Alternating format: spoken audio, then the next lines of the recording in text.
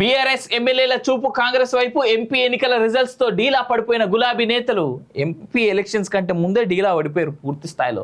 రాజకీయ భవిష్యత్తు కోసం పార్టీ మార్పు నిర్ణయం. రేవంత్ ఆంతరంగికులతో జోరుగా సంప్రదింపులు.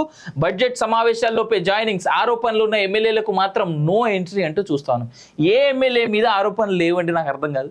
బీఆర్ఎస్ పార్టీలో ఉన్న ఒక్క ఎమ్మెల్యేని మీరు చూపించండి అఫీషియల్గా, ఎవరి మీద ఆరోపణలు లేవు. ఒక్క ఎమ్మెల్యే ల్యాండ్ గ్రాబింగ్ కానీ, పశువులకు సంబంధించింది కానీ, లేదు అంటే ఏందది వీళ్ళకి సంబంధించినటువంటి ఈ వడ్లకు సంబంధించినటువంటిది కానీ, ఒక్క ఎమ్మెల్యేని చూపెట్టండి ఆరోపణ లేనటువంటి ఎమ్మెల్యే. ఒక్క ఎమ్మెల్యే బీఆర్ఎస్ పార్టీ నుంచి ఎవ్వరు లేడు నాకు తెలిసి.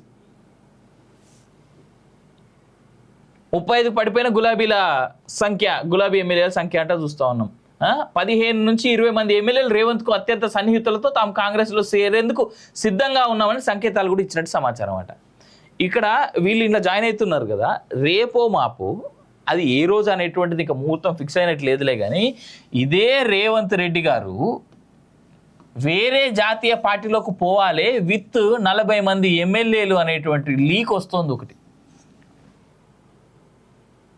చాలా పెద్ద వార్త ఇది. నేను ఇంత నవ్వుకుంటే ఇంత జోక్గా చెప్తా ఉన్నా, నేను ఊహాగానాలు ఏం చెప్తలేదు. చాలా పెద్ద ఎత్తున రేవంత్ రెడ్డి ఒక జాతీయ పార్టీతో సంప్రదింపులు జరుపుతా ఉన్నాడు.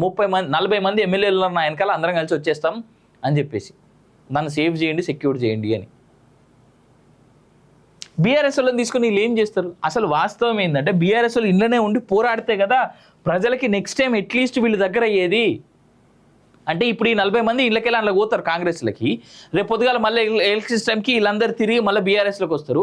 పాపం కేసీఆర్ ఒకవేళ ఆయన పార్టీ అట్లే బతుకుంటే, పాపం కేసీఆర్ మళ్ళీ వీళ్ళందరూ నమ్మి అరే పోన్లేరా భయ్ మన వాళ్ళు వచ్చారు కదా, గెలిచేటోళ్ళు కదా, అలాగని టికెట్లు ఇస్తాడు. ఎప్పటిదాకా కష్టపడేటువంటి కార్యకర్తలు మళ్ళీ రోడ్ల మీదనే అడక్క తింటారు. ఎప్పుడు ఇదే జరగదు తప్ప అన్ని పార్టీలలో ఇంకేం జరుగుతలేదు. ఆ పార్టీలోకి వచ్చినోనికి వీడి పార్టీలోకి వచ్చినోనికి వాడు టికెట్లు ఇచ్చాడు తప్ప వాస్తవానికి కష్టపడి పనిచేస్తున్నటువంటి కార్యకర్తలు మాత్రం పట్టించుకునేటోడు ఎవ్వడు ఉండడు. ఇది ఎంత బాధాకరం చెప్పుర్రి.